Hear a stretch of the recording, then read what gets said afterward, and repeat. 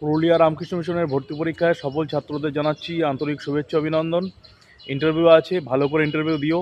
নরেন্দ্রপুরের মতো একই কথাই বলবো। ইন্টারভিউ দিতে যখন যাবে তখন স্কুল ড্রেস পরে যাওয়ার চেষ্টা করবে।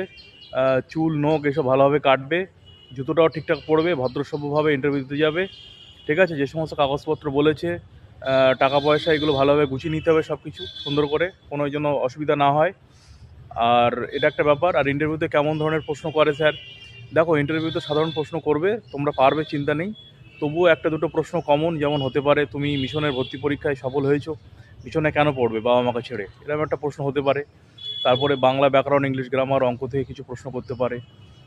তারপরে হচ্ছে জ্যামিতি থেকে কোনো ছবি দিয়ে বলতে পারে, তার থেকে কয়েকটা প্রশ্ন করতে পারে। ভালো করে ইন্টারভিউ দিও, চিন্তার কারণ নেই।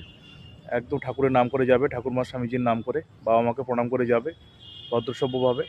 আরেকটা কথা মনে রাখবে যে যখন ইন্টারভিউ রুমে ঢুকবে তখন স্যার মহারাজ যারা থাকবে তাদের পারমিশন নিয়ে ঢুকবে। তাদেরকে আসার সময় প্রণাম করবে। আহ, চিন্তার কারণ নেই, ভালো হবে ইন্টারভিউ।